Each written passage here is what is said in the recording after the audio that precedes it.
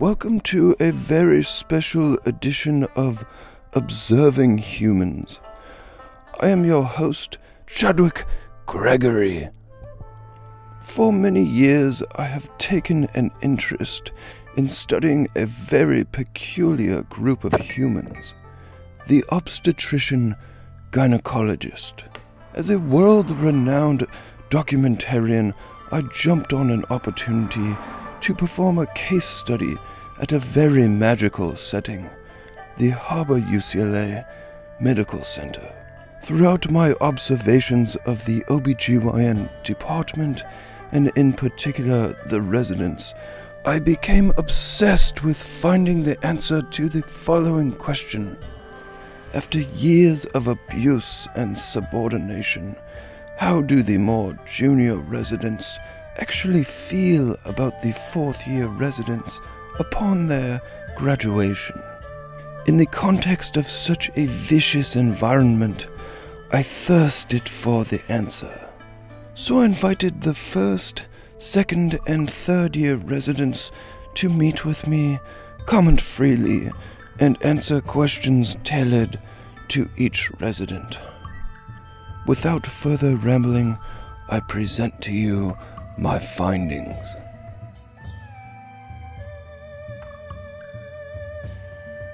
The first resident we'll discuss is Dr. Angela Kim. I kicked things off by asking the 10 participating residents the deceivingly complicated question of, what one word would you use to describe Angela Kim? Fantastic. With one word. Oh, that's really tough. Stylish. Beautiful. Kombucha. Bougie. I don't know. Kind. Organized. Really patient when things don't look too good, or when you think something is not going well. She's very calm in the OR, and she makes the juniors, or she makes me feel well. Always down for whatever. Well, that was quite riveting. Before we move on to the next graduating resident, here is Candice Tillis to discuss an incredibly positive memory she shared with Angela Kim. So if you think I have a black cloud, you should have seen Angie and I's black cloud together. It was the darkest of dark clouds. Every morning, about roughly 1 hour before sign out, I would check a patient and we would have a crash C-section together. It was great. Next up in the hot seat, and oh yes, that seat is beginning to heat up, we have Dr. Valerie Yuan. Naturally, I asked the residents, if Valerie sent you a care package, what would be inside? Gummy bears, socks, what else? Lots of food, a blanket maybe. Aw, little animal socks and gummy tummy penguins. She would have socks, teddy bear socks with like little ears. She would probably send me just cute things, you know? The gummies from Trader Joe's and socks. Stickers. For sure. Stickers, socks. And like a bear that like said hug me. Cuddly socks. And probably Gummies. Sour gummies. Pencils, paper, maybe a canvas, some paint. And then she'd say, go, paint. Snacks. Fruit snacks. And maybe some confetti. everything. Artwork, magazines, coffee mugs, candy, your favorite candy, a note. You'll be well stocked. Oh, I wish I had a mother like Valerie Yuan.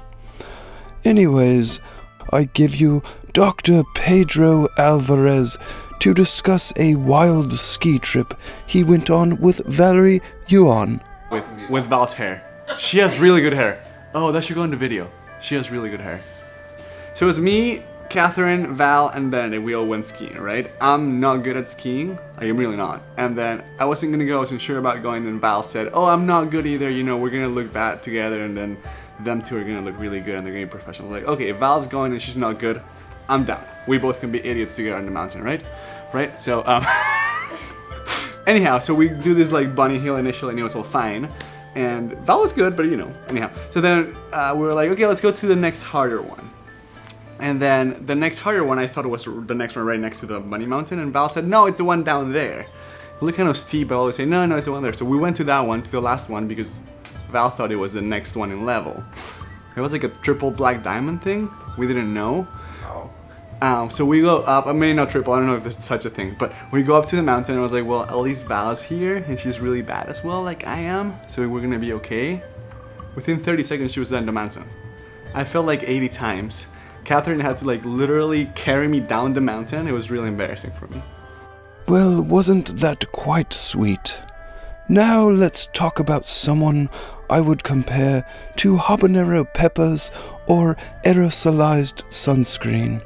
I present to you the residents answering the question of if Mia DiGiulio was a surgical instrument, what would she be?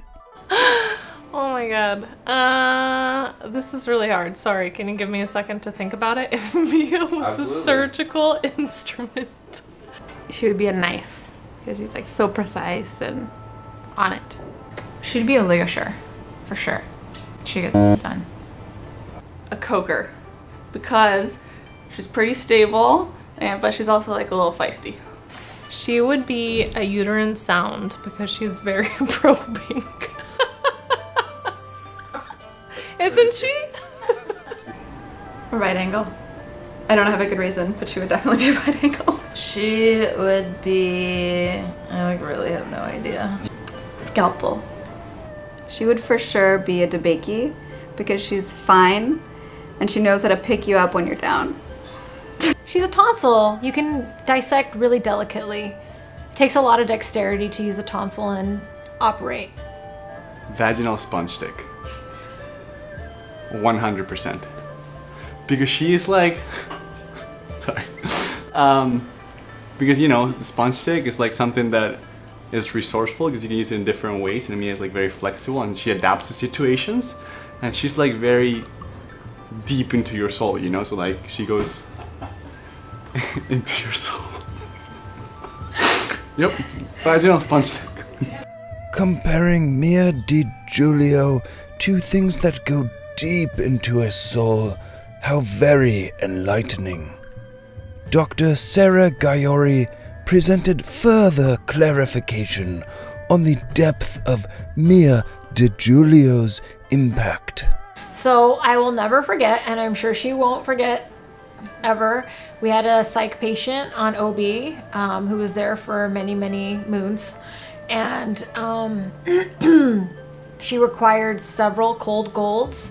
There was a time where we had to ultrasound her at bedside, and she really took a liking to Mia, but somehow really hated me, called me Four Eyes, wanted to kill me in her basement, and then call me a hunter, but proceeded to say endearing words to Mia while she was holding laughter in. So it was a really, really interesting moment.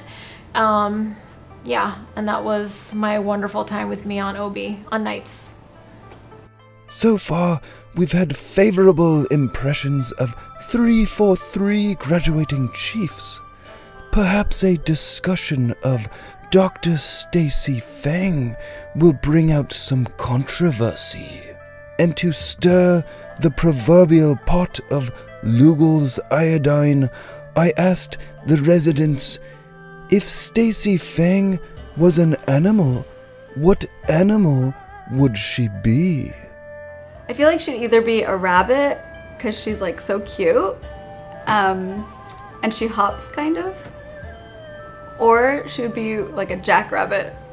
She'd be a cat, or she'd be a kitten, because they're really cute, but they can be feisty when they need to be. That was good. You should keep that. You should keep that. That was good. I think she likes cats, right? Huh? She could be a cat. Aww, a super cute one. Either a squirrel or a chipmunk with a bun on top. The first thing that came to mind was panda, but I'm not sure why. Oh, like a panda. A mouse. Because she's, you know, so quiet and really cute and so small. And full of diseases. Oh, and you know, Stacy, she's just the best resident. That does not answer my question. It has to be something small but ferocious. I can't think. It'd be like a meerkat. She'd be a baby deer. Like a baby deer in the forest. But she'd be like a baby deer who could do hysterectomies. Cats, deers, pandas, rabbits, mice, and Stacy Fangs. One is not like the others. Deers don't bite. Yes, my poorly crafted joke implies that Dr. Stacy Fang can indeed bring some controversy to the table. For further discussion on the subject, Dr. Erica Barrios had something to say. So, a patient came in and she was a multip. She was like a G6P6, something like that. Or G6P5. And she was 10 centimeters dilated, but breech and intact. And so we took her to the back because we were going to do a crash C-section, but she was like pushing and the baby was like coming down and a scanner was on and he was telling Stacy to check the patient. And she's like, okay, I'm checking the patient. But he's like, no, but like check her. And she's like, what do you want me to do? He's like, just check her and like see, if there's space. And Fang looks at Eskander dead in the eye. She goes, stop around and tell me what to do. To say that I am inspired would truly be an understatement. The next time I see my boss, I will promptly say, stop f***ing around and just tell me what you want, man. Moving right along, the final subject of this undoubtedly drawn-out production is Dr. Benedict Landgren Mills. We asked the residents the only logical question under the circumstances. What else could you picture Dr. Benedict Landgren Mills doing as a career if he wasn't an OBGYN? I think he dabbles in this already. He would work for like Mattel, making up board games. That would be like his gig. I would picture him joining the circus and juggling. Juggling in the circus. He would be a porn star.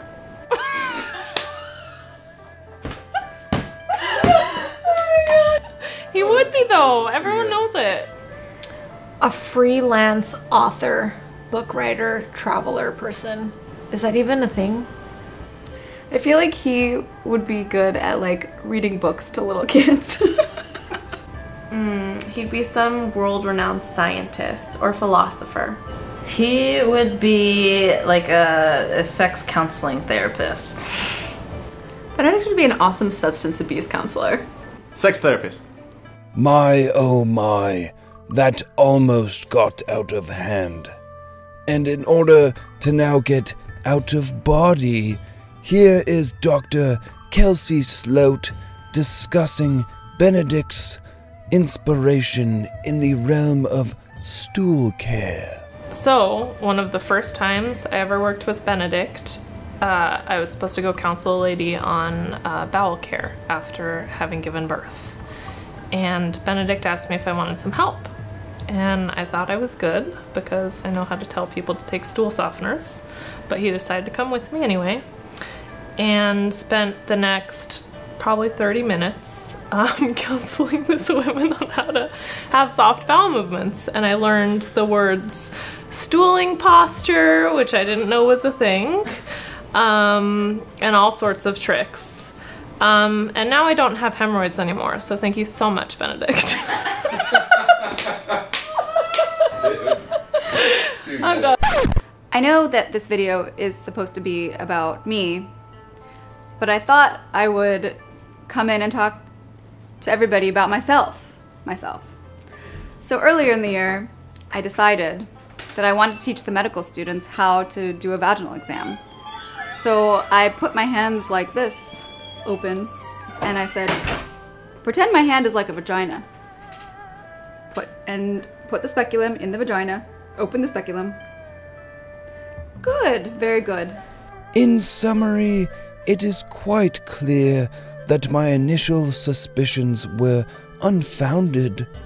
Despite any participation in the abuse or subordination of the juniors, the graduating class of 2018 is quite well received.